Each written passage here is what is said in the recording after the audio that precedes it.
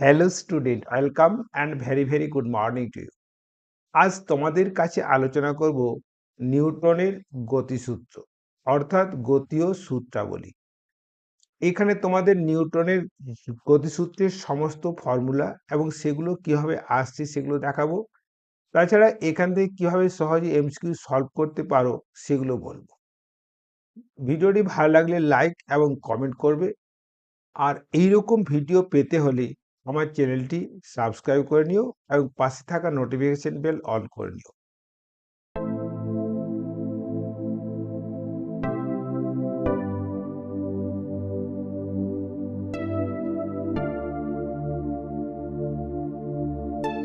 এই চ্যাপ্টারে তোমাদের যেটা পড়তে হবে নিউটনের প্রথম গতিসূত্র। দেখো, নিউটনের প্রথম গতিসূত্র হচ্ছে যদি বস্তুর উপর ক্রিয়াশীল বল F ইকাল টু 0 হয়, অর্থাৎ কোনো বল ক্রিয়াশীল না হয়, তাহলে বস্তুর ত্বরণ শূন্য হবে। আর যদি বস্তুর ত্বরণ শূন্য হয় তাহলে প্রাথমিক বেগ সমান কি বলতো চূড়ান্ত বেগ হবে, অর্থাৎ ভি ইকুয়াল টু ইউ। তাই রে, এটা হলো নিউটনের প্রথম গতিসূত্র। দেখো, এই নিউটনের প্রথম গতিসূত্র থেকে আমরা বলের সংজ্ঞা পাই আর কি বলতো জাড্যের সংজ্ঞা পাই, তাই না? এখন বলতো বল কাকে বলে? না, যা প্রয়োগ করলে বস্তুর স্থিরাবস্থা বা গতিশীল অবস্থার পরিবর্তন করা যায় বা পরিবর্তনের চেষ্টা করা হয় তাকে বল বলে। এবং জাড্য বস্তুর গতি ও স্থিতিশীল অবস্থা, বস্তুর গতিশীল ও স্থিতিশীল অবস্থা বজায় রাখার যে ধর্ম, সেটাই জাড্য। আর জাড্য তো জানো দু ধরনের হয়, একটা স্থিতিজাড্য, একটা গতিজাড্য। স্থিতিশীল থাকার যে প্রবণতা সেটা স্থিতিজাড্য, আর গতিশীল থাকার যে প্রবণতা সেটা গতিজাড্য। এরপর নিউটনের দ্বিতীয় গতিসূত্র। দেখো, নিউটনের দ্বিতীয় গতিসূত্র বলছে, দেখো, জড়ত্বীয় নির্দেশতন্ত্রে বস্তু কণার ত্বরণ সমান কি বলতো ক্রিয়াশীল বল, বস্তুর উপর ক্রিয়াশীল বল, অর্থাৎ ক্রিয়াশীল বহিস্থ বল বাই বস্তুর ভর। এটা হলো নিউটনের দ্বিতীয় গতিসূত্র, তাই না? তাছাড়া নিউটনের দ্বিতীয় গতিসূত্র থেকে বলের আরেকটা সংখ্যা আছে, কি বলতো না, ভরবেগের পরিবর্তনের হার, অর্থাৎ ডিডিটি অফ কি বলতো মাস ইন্টু ভেলোসিটি, তাই তো? তাহলে দেখো, যদি আমরা এটা অবকল করি কত বলতো, এটা M into DV by DT হবে কিনা বলো, প্লাস কি বলতো এটা V into DM by DT. দেখো, এই যে এই টার্মটা দেখছো, এটা পরিবর্তনশীল ভরের ক্ষেত্রে প্রযোজ্য। আবার দেখো, এটা স্থির ভরের ক্ষেত্রে প্রযোজ্য। তাহলে স্থির ভরের ক্ষেত্রে আমরা লিখতে পারি কি বলতো, স্থির ভরের ক্ষেত্রে এফ ইকাল টু বলতো M into D by DT কত এ, মানে ত্বরণ। এরপরে দেখো, এখান থেকে লিখতে পারি এম ইন্টু এটা কি বলতো এ সমান V minus you by T, তাই না? আবার এটাও লিখতে পারি এম ইন্টু কি বলতো V square minus U square by two S, লিখতে পারি কিনা বলো? দেখো, এই সম্পর্কটা আসছে কোথা থেকে বলতো, V equal to U plus AT, এখান থেকে এটা বের করে নিয়েছি। আবার এই সম্পর্কটা এসছে কথা বলতো V square equal to U square plus কি বলতো টু এ এস, হয়েছে? এখন দেখো, যদি আমরা এই সম্পর্কটার দিকে যাই, দেখো ভালো করে দেখো, এই সম্পর্ক থেকে যাই, তাহলে কি হবে বলতো, এটা হবে এফ ইন্টু টি, এটাকে বলে কি বলতো ইম্পালস, বলের ঘাত, সমান কি হবে বলতো M V minus M U, অর্থাৎ কি বলতো ইম্পালস ইকুয়ালস টু ভরবেগের পরিবর্তন, ভরবেগের পরিবর্তন। বোঝা গেল? ওকে। আবার দেখো, যদি আমরা এটা ইকুয়াল টু এটা করি, তাহলে কি হবে বলতো, এটা দেখো F into S equals to half M B square minus কি বলতো হাফ এম ইউ স্কোয়ার। তাহলে দেখো, এটা ভালো একটা ইম্পর্টেন্ট রিলেশন পাওয়া গেল, এটা কার্য আর এটা কি গতিশক্তির পরিবর্তন। তাহলে দেখো, কৃতকার্য সমান গতিশক্তির পরিবর্তন, একে কি বলে বলতো কার্য শক্তি উপপাদ্য। এখন দেখো, যদি চূড়ান্ত বেগ শূন্য হয়, অর্থাৎ ভিটা 0 হয়, তাহলে দেখো আমরা এইখানে এস পাবো না কিনা বলো? তাহলে এস ইকুয়ালস টু পাবো, দেখো, প্রাথমিক গতিশক্তি বাই মাইনাস এফ। তার মানে কি বলতো, প্রাথমিক গতিশক্তি বাই বিরুদ্ধ বল সমান কি বলতো থামানোর দূরত্ব। মানে কি বলতো, বস্তু কত দূর গিয়ে থামবে সেই দূরত্ব আমরা এই সম্পর্ক থেকে পেয়ে যাবো, বা বিরুদ্ধ বলকে আমরা মাইনাস দিই, তাই না? তাই এই থামানোর দূরত্ব s সমান গতিশক্তির পরিবর্তন বা বিরুদ্ধ বল। তাই দেখো, থামানোর দূরত্ব ভরবেগের উপর নির্ভর করে না, বেগের উপর নির্ভর করে না, তার উপর নির্ভর করে গতিশক্তির উপর নির্ভর করে। এরপরে দেখো বলের একক। দেখো বলের এসআই একক নিউটন এবং সিজ একক ডাইন। আর 1 নিউটন সমান কতই বলতো না 10⁵ ডাইন। এবার দেখো অভিকর্ষীয় একক হলো কি বলতো কেজি, ফোর্স বা কেজি ওয়েট। আর 1 কেজি ফোর্স ইকুয়াল টু কি বলতো হয় 10 নিউটন বা জি নিউটন। আর 1 গ্রাম ফোর্স ইকুয়াল টু কি বলতো 1000 ডাইন বা 980 ডাইন। এরপরে দেখো কি বলতো জড়ত্বীয় নির্দেশতন্ত্র। জড়ত্বীয় নির্দেশতন্ত্র দেখো, স্থির বা সমবেগে গতিশীল নির্দেশতন্ত্রকে জড়ত্বীয় নির্দেশতন্ত্র বলে। এই নির্দেশতন্ত্রে নিউটনের সূত্রগুলি প্রযোজ্য। এরপরে দেখো অজড়ত্বীয় নির্দেশতন্ত্র। ওকে, তো অজড়ত্বীয় নির্দেশতন্ত্র যে নির্দেশতন্ত্রে ত্বরণ থাকে, অর্থাৎ ত্বরণশীল অবস্থায় গতিশীল নির্দেশতন্ত্রকে অজড়ত্বীয় নির্দেশতন্ত্র বলে। এই নির্দেশতন্ত্রে নিউটনের সূত্রগুলি প্রযোজ্য নয়। এই নির্দেশতন্ত্রে একটা অলিক বল ক্রিয়াশীল হয়, যে অলিক বলের মান বস্তুর ভর ইন্টু কি বলতো ত্বরণ। আর অভিমুখ হচ্ছে যেদিকে ত্বরণ আছে, যদি ত্বরণ এদিকে হয় তাহলে অলিক বলটা হবে কি বলতো ত্বরণের উল্টো দিকে। বোঝা গেল? ধরো এইরকম একটা ধরো ব্লক, এটা এদিকে এ ত্বরণে যাচ্ছে, তাহলে এই ব্লকের উপর রাখা আর একটি বস্তু যার ভর এম, সে যেদিকে ত্বরণ তার উল্টো দিকে বল অনুভব করবে। বোঝা গেল? এরপরে দেখো লিফটের ওঠানামা। দেখো লিফট যখন এ ত্বরণে ওপরে ওঠে, লিফট যখন এ ত্বরণে ওপরে ওঠে তখন এই লিফটের প্রতিক্রিয়া এন ইকুয়াল টু কত হয় বলতো না এম ইন্টু জি প্লাস এ।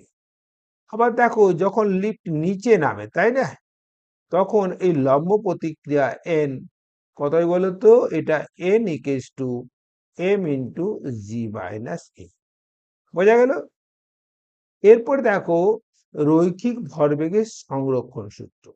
দেখো যদি বাইরে থেকে কোনো বল ক্রিয়াশীল না হয়, তাহলে এই দুটো বস্তুর সংঘর্ষের ফলে তাদের প্রাথমিক ভরবেগ এবং চূড়ান্ত ভরবেগ সমান হবে, মানে এবং অভিমুখ। মনে করো একটা m1 ভরের বস্তু, এটা u1 বেগে গতিশীল, আর একটা বস্তু আছে যার ভর m2, এটা u2 বেগে গতিশীল।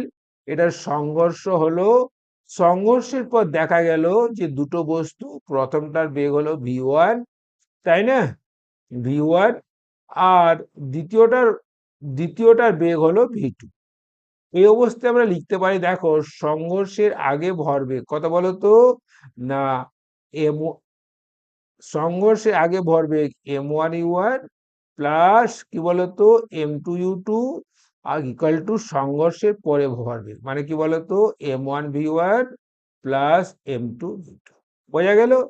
এটা হলো রৈখিক ভরবেগের সংরক্ষণ সূত্র। এখন দেখো রকেটের গতি, বা কি বলতো এখন রকেটের গতি, অথবা কি বলতো এই বন্দুকের পিছু হটা আমরা এখান থেকে ব্যাখ্যা করতে পারি। যেমন দেখো বন্দুকের পিছু হটা, ধরো একটা বন্দুক থেকে একটা গুলি ছড়া হচ্ছে, তাই না, তো ধরো গুলির ভর এম এবং এটা ভি বেগে বেরিয়ে গেল, তাহলে গুলির ভর স্মল এম এবং এটা কি বলতো ভি বেগে বেরিয়ে গেল। তাহলে গুলি ছোড়ার আগে বন্দুক এবং গুলির উভয়ের ভরবেগ কি শূন্য, তাহলে প্রাথমিক ভরবেগ ছিল শূন্য। এখন দেখো ধরো ভি বেগে গুলিকে ছোড়া হলো, তাহলে এর ভরবেগ হলো কি বলতো স্মল এম স্মল ভি। বন্দুকের ভর ক্যাপিটাল এম, তাহলে এর বেগ যদি ক্যাপিটাল ভি হয় তাহলে ক্যাপিটাল এম ইন্টু ভি। তাহলে দেখো এখানে ভি কেস টু কি বলতো M v by capital M. ভিটা যেহেতু মাইনাস সাইন আসছে তাহলে ভিটা কি বলতো এই বেগে small MV by capital M বেগে পিছনে সরে আসবে। বলতো এক্ষেত্রে কার গতিশক্তি বেশি? না, এক্ষেত্রে গুলির গতিশক্তি বেশি, কারণ গুলির ভর কম। ওকে, আর বন্দুকের গতিশক্তি কম। ঠিক আছে, বোঝা গেল? এরপরে দেখো, তোমাদেরকে যেটা একটা গুরুত্বপূর্ণ জিনিস দেখাবো, রকেটের উপর ক্রিয়াশীল বল। দেখো, আমরা নিউটনের দ্বিতীয় গতি সূত্রে আমরা দুটো টার্ম পেয়েছিলাম। প্রথম টার্মটা ছিল M into DV by DT, এটা আমরা এম এ করেছিলাম, প্লাস আরেকটা টার্ম ছিল V into DM by DT. এই যে শেষের যে বলের ফর্মুলা, এটা রকেটের ক্ষেত্রে প্রযোজ্য। তাহলে এফ ইকুয়ালস টু রকেটের উপর ক্রিয়াশীল বল, বা যে সমস্ত বস্তুর কি বলতো ভরের পরিবর্তন হচ্ছে তাদের ক্ষেত্রে এই বল, এটা বলের সূত্র, তাই না? আর একটা দেখো, এখান থেকে ইয়ে করা যায়, ধরো একটা নল দিয়ে জল বেরিয়ে আসছে, নলের প্রস্থচ্ছেদের ক্ষেত্রফল এ, আর কি বলতো জলের বেগ ভি, এটা গিয়ে একটা দেওয়ালে আঘাত করছে, তাই না? দেওয়াল থেকে এভাবে পড়ে আসছে। তাহলে আমরা এখান থেকে বলের এই যে সম্পর্ক থেকে আমরা বলের রাশিমালা বের করতে পারি। প্রথমে আমরা ডিএম বাই ডিটিটা বের করে নিই। দেখো, প্রতি সেকেন্ডে যে আয়তনের জল এই নল দিয়ে বেরিয়ে যাবে তার ফর্মুলা কত বলতো? এ ইন্টু ভি। এখন যদি ঘনত্ব রো হয়, তাহলে যে ভরের জল প্রতি সেকেন্ডে বেরিয়ে যাবে সেটা কত? A V rho. তাহলে এই ফর্মুলা যদি প্রয়োগ করি, বল সমান V into A V rho, তাহলে দেখো রো এ ভি স্কোয়ার হলো কি বলতো এই জলের উপর ক্রিয়াশীল বল। এখন যদি এটা ভি বেগে জলটা এইদিকে ফিরে আসে, তখন কিন্তু কি হবে? এই ভিটা টু ভি হয়ে যাবে, মানে বেগের পরিবর্তন ভি মাইনাস মাইনাস ভি, অর্থাৎ টু ভি হবে। সেক্ষেত্রে বল হবে কি বলতো? To rho A V square. বোঝা গেল? এরপরে মুক্ত বস্তু চিত্র। দেখো, মুক্ত বস্তু চিত্র জানতে হলে তোমাদের কতগুলো জিনিস মনে রাখতে হবে। যেমন দেখো, ওজন এমজি বলতো কোন দিকে ক্রিয়াশীল? না, উলম্ব ভাবে নিচের দিকে। লম্ব প্রতিক্রিয়া এন কোন দিকে ক্রিয়াশীল বলতো? না, যে তলে আছে সেই তলে লম্ব ভাবে, তাই না? টান, সুতোর টান কোন দিকে ক্রিয়াশীল বলতো? না, যে বস্তুকে টানছে সেই বস্তু থেকে দূরের দিকে। ঠিক আছে? আর কি বলতো অলিক বল কোন দিকে বলতো? না, অলিক বল বস্তু যেদিকে ত্বরণ, অলিক বল হবে এই বস্তুর অলিক বল হবে তার উল্টো দিকে। আর মান কি হবে বলতো? এটা হবে, তাই না? আর স্প্রিং বল কি বলতো? কে এক্স, স্প্রিং এর দৈর্ঘ্য বরাবর। এখন দেখো, তোমরা মুক্ত বস্তু চিত্রে যে ফর্মুলাটা সবসময় মনে রাখবে, সেটা হচ্ছে সাধারণ ত্বরণ এ সমান লব্ধি বল ডিভাইড বাই কি বলতো মোট ভর। এখন তোমাদের কতগুলো নিউমেরিক্যাল দেখাচ্ছি, তোমরা সহজেই এগুলো সলভ করতে পারবে। দেখো, মনে করে একটা কপি কল মনে করে একটা কপি কল আছে। কপি কলের দুই প্রান্তে ধরো এইখানে একটা 4 কেজি ভর আছে, আর এইখানে কি বলতো একটা 6 কেজি ভর আছে। আমরা সুতোর টান বের করব, আর কি বের করবো বলতো? না, সাধারণ ত্বরণ। আর এই পুলিটা কি বলতো? ফিক্সড পুলি, তাই না? তাহলে দেখো, তোমরা ভালো করে একটু পর্যবেক্ষণ করো যে এই 6 কেজিটা পুরো সিস্টেমটাকে নিচের দিকে টানছে কত বলতো? না, 60 নিউটন, মানে এম ইন্টু জি নিউটন দিয়ে, তাই না? আবার দেখো, এই 4 কেজিটা পুরো সিস্টেমটাকে পুল করছে কত বলতো? 4 ইন্টু জি, মানে 40 নিউটন দিয়ে, টানছে কিনা বলো? তাহলে দেখো, 6 কেজিটা এইদিকে নামাতে চাইছে, সরি, আর 4 কেজিটা এইদিকে নামাতে চাইছে। তার লব্ধি বল কোনটা বেশি? এটা বেশি, তাই না? তাহলে বল কোনটা বেশি? এটা বেশি। তার লব্ধি বল কত হবে? না, 60 - 40 কোন দিকে হবে? না, এই 60 নিউটনের দিকে। অর্থাৎ কি বলতো 4 কেজি বস্তুটা ওপরে যাবে, আর 6 কেজি বস্তুটা নিচে নামবে, তাই না? তাহলে সাধারণ ত্বরণ কি বলতো? লব্ধি বল কত? 60 - 40/6 + 4, তাহলে কত হলো? 20/10, মানে কি বলতো 2 মিটার/সেকেন্ড স্কোয়ার। টান, দেখো টান তুমি এই 6 কেজি বস্তু দিয়ে বের করতে পারো, আবার 4 কেজি বরের বস্তু দিয়ে বের করতে পারো। বলো কোনটা দিয়ে বের করবো? ধরো এই 6 কেজির বস্তু দিয়ে টানছি, বের করবো। তাহলে দেখো এই 6 কেজি ভরের বস্তুটা কোন দিকে যাচ্ছে, নিচে যাচ্ছে। তার লিফটে নিচে যাওয়ার ফর্মুলা কি বলতো, T equal to m into g minus a. তাহলে দেখো এটা 6 ইন্টু জি কত আছে বলতো, না 10, আর এটা কত বের করলে 2, তাহলে দেখো 48 নিউটন। আবার টান এটা দিয়েও বের করতে পারো, কিভাবে বলতো, দেখো 4 কেজি ভরের বস্তুটা কোন দিকে যাচ্ছে, ওপরে যাচ্ছে। তাহলে কি হবে বলতো, টি ইকাল টু লিফটের formula m into g plus a. তাহলে কত আছে বলো, তাহলে এমটা কত আছে 4, আর জিটা 10 প্লাস 2 সমান কত হলো বলো তো, না 48 নিউটন। দেখো যাই করলে বোঝা গেল। আরো একটা তোমাদের প্রবলেম দেখায়, যেটা তোমরা এই টাইপের প্রবলেমগুলো ইজিলি সলভ করতে পারবে। মনে করে দেখো এইরকম একটা বস্তু আছে, ধরো এই বস্তুটার ভর হচ্ছে কি বলতো 8 কেজি, তাই না? আর একে কপি কল দিয়ে টানছে কি বলতো আরেকটা বস্তু, যার ভর কি বলতো 2 কেজি। আমাকে বলো এই 2 কেজির জন্য এর নিচের দিকে কি বলতো 2 × জি, অর্থাৎ কি বলতো 20 নিউটন বল অনুভব করবে। দেখো এইদিকে কোনো বল নেই, তার লব্ধি বল বলতে কত আসছে বলতো, মাত্র 20 নিউটন। তাহলে এটা কোন দিকে যাবে, এটা এদিকে যাবে। আর কি বলতো 8 কেজিটা কোন দিকে যাবে, এদিকে আসবে।